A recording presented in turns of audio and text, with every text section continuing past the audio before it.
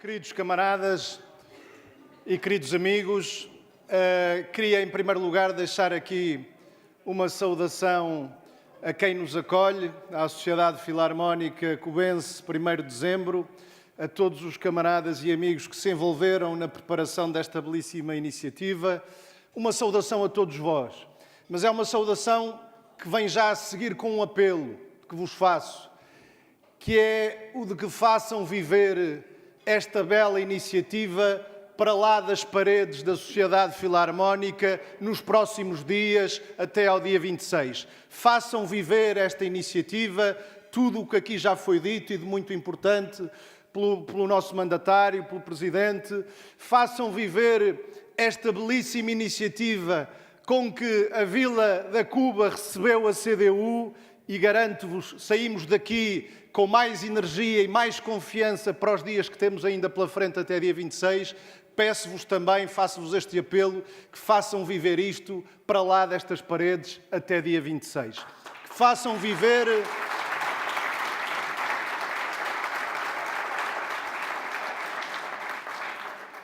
Que façam viver a valorização do que foi, do que é o papel determinante da CDU. Não apenas lá no Parlamento Europeu, aqui na vida nacional, seja no plano local, no plano do trabalho local, seja ao nível da nossa intervenção no plano nacional. Lembrem a todos que há não muitos anos Portugal foi empurrado para uma situação que muitos não julgavam possível depois do 25 de Abril. Façam, porque ninguém se esqueça, que voltámos a ter realidades que pensávamos que não voltaríamos a ver, como a imigração em massa, sobretudo de jovens, ou a fome que voltou a sentar-se à mesa de muitas famílias, que voltámos a ter, tudo isso, vários anos depois do 25 de Abril, pela mão de um governo PSD-CDS e de um programa da União Europeia e do FMI, que foi assinado, para além desses dois, também pelo Partido Socialista.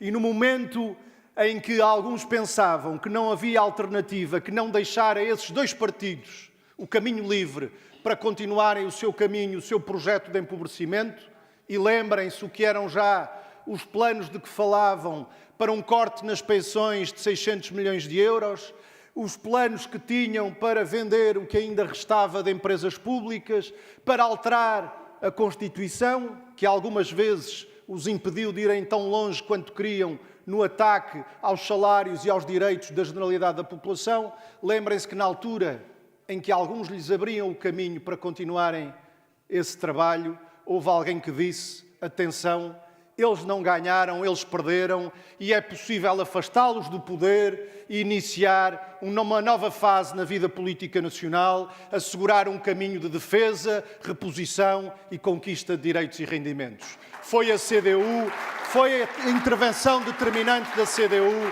que abriu esse caminho.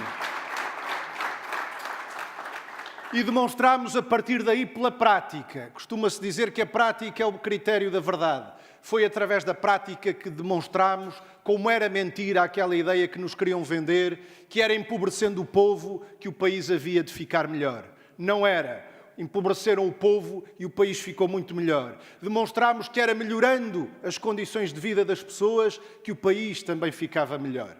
Valorizamos todas e cada uma das medidas positivas que foi possível tomar nestes anos. Não teriam acontecido, não tivesse sido a iniciativa e a intervenção da CDU. Medidas de melhoria de direitos, de melhoria de rendimentos. Valorizamos-las a todas, mas aqui chegados somos obrigados, olhando para estes 3 anos e meio, a reconhecer também que foi muito aquilo que ficou, é muito aquilo que está ainda por fazer. São muitos os problemas nacionais que não encontraram resposta na ação do governo PS ao longo destes últimos anos. Problemas como a insuficiente valorização do trabalho e dos trabalhadores. Continuamos a ser um país injusto, que distribui de uma forma injusta a riqueza que cria. Somos um dos países com salários mais baixos ao nível da União Europeia. Somos um país que não apenas distribui de forma injusta a riqueza que cria, como abdicou de criar a riqueza que podia e devia criar. Temos ainda uma insuficiente valorização da produção nacional. Temos uma insuficiente valorização dos serviços públicos, das funções sociais do Estado, da saúde, da educação, da proteção social, da habitação, dos transportes. Em tudo isto, foi muito aquilo que ficou por fazer ao longo destes anos. Mas há 2 ou 3 lições importantes que temos que retirar daquilo que se passou ao longo destes últimos anos.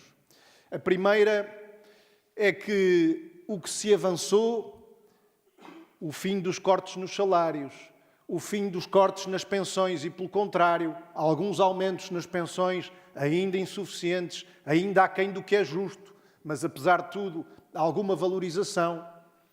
A devolução dos feriados que tinham sido roubados, o fim da sobretaxa no IRS e outras medidas que permitiram elevar os rendimentos, todas e cada uma dessas medidas, que ninguém se esqueça, contou desde a primeira hora com a oposição, com a pressão, em alguns casos até com a chantagem da União Europeia. Lembremo-nos da ameaça de sanções que pesou sobre o país. A segunda conclusão a tirar é que, se não avançarmos mais na resposta aos problemas nacionais, se não avançarmos mais na melhoria das condições de vida do povo, foi porque o PS, o governo minoritário do PS, que não se deixou de juntar em momentos fundamentais ao PSD e ao CDS na Assembleia da República para impedir mais avanços, o PS, tal como o PSD e o CDS, submeteram-se ao longo destes anos a imposições, a orientações, a determinações da União Europeia que são contrárias, foram e são contrárias aos interesses do país. Daqui há uma conclusão a retirar.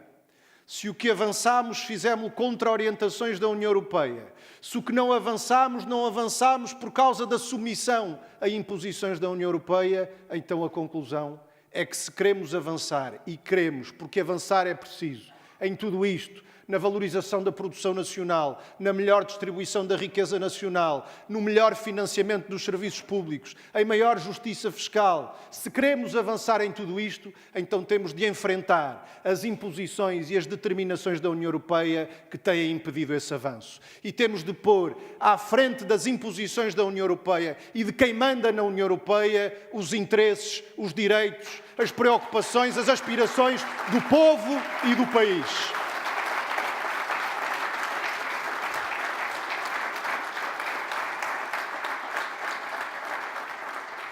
Aqui o nosso Presidente já aqui deu um exemplo importante, o dos fundos da União Europeia, que são importantes para as autarquias, para a região, para o país, têm alguma importância também.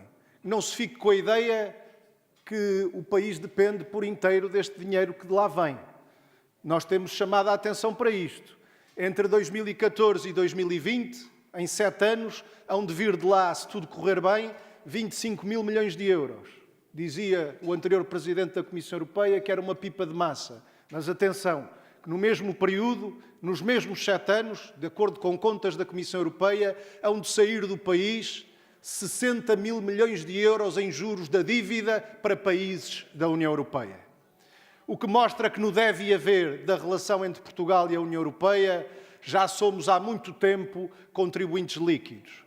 Por aquilo que deixámos de produzir e que podíamos e devíamos produzir, passando a ir buscar a outros. Quase que poderíamos dizer, utilizando aquela imagem da cana, que se vires alguém a precisar, não lhe des o peixe, ensina-o a pescar, que a nós, em troca de uns peixitos, nos levaram a cana e nos obrigam agora, quando precisamos, seja nas pescas, na agricultura, na indústria, a ir buscar aquilo de que necessitamos, temos de ir buscar a importações a outros países, até fazendo uso dos tais fundos da União Europeia, que uma boa parte deles, à medida que entra, já está a sair a seguir para a aquisição de bens e serviços que o país podia e devia produzir e deixou de os produzir. Para além de que esses fundos são cada vez menos, e temos aí a perspectiva de um orçamento da União Europeia que vai dar mais um corte nas verbas a receber por Portugal. Se assim for, se isso se confirmar, será o terceiro consecutivo, o terceiro quadro financeiro em que Portugal leva um corte muito significativo, E importa dizer que os 2 anteriores foram aceitos pelos governos do PS, do PSD e do CDS e pelos seus deputados no Parlamento Europeu. Sim, porque os deputados também vão votar este orçamento. Nós há dias fizemos um desafio aí aos outros partidos. Dissemos que digam se vier para ser votado no Parlamento Europeu um orçamento que implique corte nas verbas a receber para Portugal, como é que se vão posicionar? Pela nossa parte não há dúvidas. Esclarecemos a nossa posição. Não aceitaremos, os deputados a eleger pela CDU votarão contra qualquer proposta de orçamento que corte nas verbas a receber para Portugal. E eles? Estão à espera de quê para assumir uma posição? Que passem as eleições? Clarifiquem a sua posição até às eleições. E não é dizer, como veio dizer o candidato do PSD, que se fossem governo que não aceitavam este orçamento. É desviar a atenção de uma coisa fundamental. É que mesmo não sendo governo, se ele se sentar no Parlamento Europeu, vai ser chamado enquanto deputado a votar este orçamento, ele e os outros deputados que foram eleitos. E enquanto deputado, como é que o vota? Vai votar a favor de um orçamento que corte nas verbas para Portugal ou assume desde já a clarificação imprescindível que assumiram os deputados da CDU que não votarão a favor de nenhum orçamento que corte nas verbas para Portugal? Decidam-se, clarifiquem-no, mas antes das eleições, se for possível. E não é só a questão da quantidade de dinheiro. É, como dizia aqui o nosso Presidente e muito bem, a forma como nos deixam utilizar esse dinheiro. E há um risco que pesa aqui sobre a região e sobre o país, que é não apenas de vir menos dinheiro, mas de nos obrigarem, deixem passar a expressão, a pagar mais para poder receber aquele dinheiro. Isto porque por cada euro que a gente lá vai buscar, temos que dar uma parte nacional também, porque senão não recebemos esse dinheiro. E agora a Comissão Europeia quer aumentar significativamente essa parte nacional. Ou seja, vamos ter de pagar mais para receber o dinheiro da União Europeia. E isto são dificuldades acrescidas que pesam sobre as empresas, sobre as autarquias, sobre as populações aqui da região e do país em geral. E também sobre isto os deputados vão ser chamados a tomar posição. Também sobre isto era importante que clarificassem as posições. E ainda há outra coisa que ele dizia, que o João dizia, e muito bem. E também está em causa para quê, em que é que podemos utilizar essas verbas. E o João lembrou aqui infraestruturas essenciais de que a região precisa, continua a precisar. Olhemos, não é só as que não existem e que fazem falta, são as que existem e que se degradam e que têm que ter investimentos para estarem em condições novamente. A questão da ferrovia, que agora tanto se fala, a ligação Beja-Casa Branca por fazer, ou à Funcheira. Como é que é? Estes investimentos. Para a Alemanha, o que faz falta é ligações entre países. Pudera, já tem a linha ferroviária deles todas feita, mas para nós faz-nos falta linha ferroviária que assegure mobilidade regional e local e nacional. Não é só as chamadas ligações transnacionais, que aos outros interessa, provavelmente, para virem cá meter de uma forma ainda mais fácil os produtos que nós deixámos de produzir e que lhes passámos a consumir. Em tudo isto, nós precisamos de gente no Parlamento Europeu que defenda os interesses do povo e do país. Não fazem falta aqueles que lá estão para virem para cá defender a União Europeia ou defender as decisões que são tomadas no Parlamento Europeu por quem manda na União Europeia. Temos dito, o tempo é de avançar. Avançar é preciso. É preciso avançar, já aqui vimos, na valorização da produção nacional, desde logo da agricultura. Estamos aqui numa região com um enorme potencial para que o país, produzindo mais, possa depender menos do exterior. A maneira que temos de dever menos é produzindo mais, criando mais riqueza. Mas é necessário aproveitar os recursos que temos. E é necessário modificar políticas, como a política agrícola comum da União Europeia, que desde que entramos para lá perdemos 700 mil hectares de superfície agrícola útil, vimos cerca de 400 mil explorações agrícolas a fecharem portas neste país, sobretudo pequena e média agricultura. Temos hoje um déficit agroalimentar que anda na casa dos 3 mil milhões de euros, todos os anos, a cada ano, por déficit de produção no plano agroalimentar. Temos de aproveitar melhor os recursos que temos. A terra continua aí, mesmo que não esteja cultivada, mas é importante também que seja cultivada mais e melhor. E temos aí a infraestrutura importante, que há de chegar também aqui ao Conselho, a infraestrutura de Alqueva, que é de grande importância e durante muitos anos a CDU se bateu por ela, mas é necessário associá-la de uma outra forma a um plano de desenvolvimento da região. Aquela infraestrutura é essencial para a região e para o país criarem riqueza e produzirem mais. Mas às vezes parece que em vez de servirem para criar riqueza, está a servir mais para criar ricos, para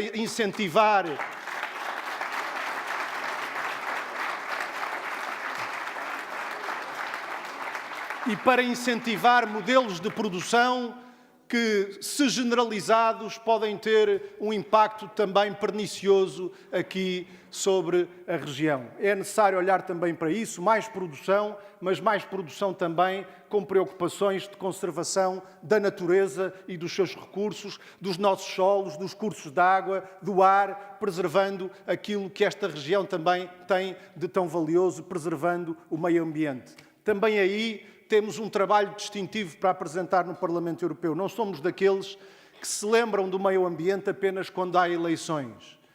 E também das alterações climáticas de que agora tanto se fala. Ainda hoje apontámos sugestões concretas para combater esse problema das alterações climáticas. Não é só agitar a bandeira em tempo de campanha eleitoral, que se apontem caminhos concretos. Como é que vamos diminuir as emissões de gases poluentes para a atmosfera que estão associadas às alterações climáticas? Apontámos caminhos.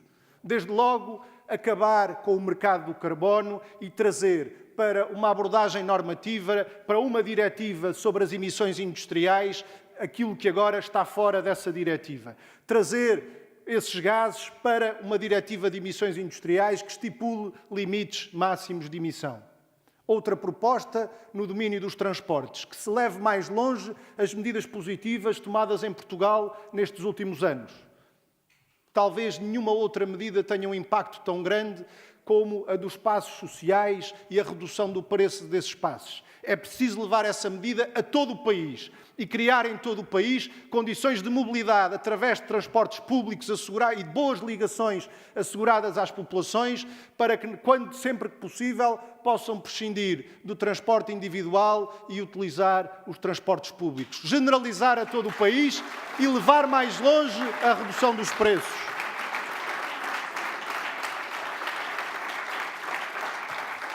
Outra medida foi aquela que disse incentivar a produção e o consumo locais, porque também o ambiente é mais protegido quando incentivamos a produção local e o consumo local.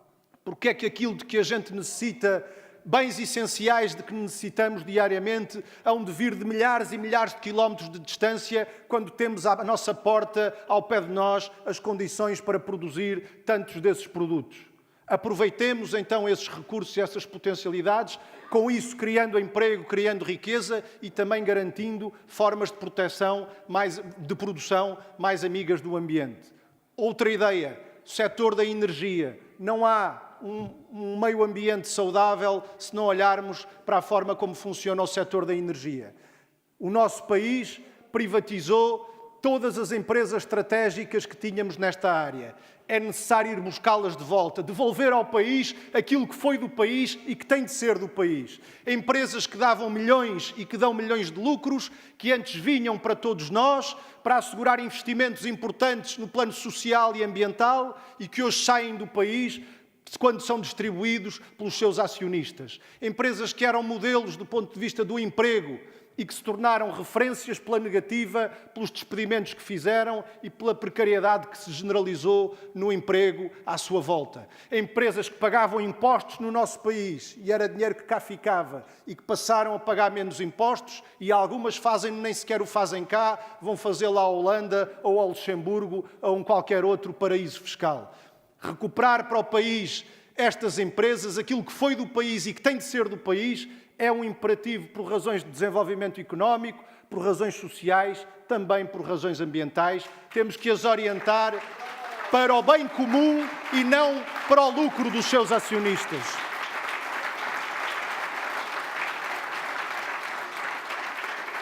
E, finalmente, outra medida importante.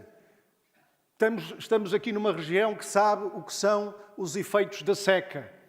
Nós falamos muito em catástrofes naturais, algumas surgem de repente, como os incêndios ou os sismos, mas a seca é uma catástrofe silenciosa, de evolução lenta, mas que tem tantos ou mais prejuízos do que outras catástrofes. Defendemos a criação de um observatório europeu da seca, que possa ter sede em Portugal, que possa reunir conhecimento científico e técnico e meios humanos para investigar nestas áreas, também como nos devemos e podemos adaptar melhor a uma realidade que está em mudança e que provavelmente nos vai confrontar no futuro com situações de secas mais frequentes e mais prolongadas. É necessário adaptar também, do ponto de vista dos modelos de produção, aquilo que produzimos a esta nova realidade. Para isso precisamos de meios científicos e técnicos e a CDU avançou com esta proposta de instalação numa região do interior do país de um observatório desta natureza que pode também dar um grande contributo para o desenvolvimento da região em que se venha a implantar. Camaradas e amigos,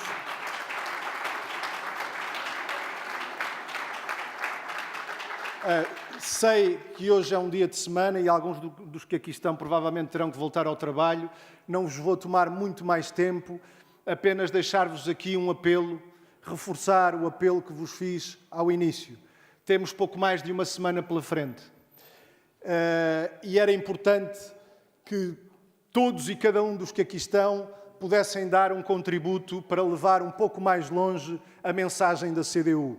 Levar um pouco mais longe o que foi o trabalho determinante da CDU nos últimos anos da vida nacional, o que foi e é o trabalho determinante desenvolvido pelos deputados da CDU no Parlamento Europeu, e temos dito que não tememos comparações com ninguém, pelo contrário, façam essas comparações com verdade e com rigor, chegarão à conclusão que ninguém trabalhou tanto em prol dos interesses dos trabalhadores, do povo e do país quanto os 3 deputados eleitos pela CDU. É esta força que é importante somar forças no próximo dia 26, criando outras e melhores condições para avançar em tudo aquilo que é preciso avançar, criando outras e melhores condições para melhorar as condições de vida do nosso povo, para responder aos problemas do país que não encontraram resposta nestes últimos anos. Para andar para trás, não contem connosco, nem para ficar parados sem responder a esses problemas. Avançar é preciso e, para avançar, o caminho mais certo e seguro é dando mais força à CDU. Viva a CDU!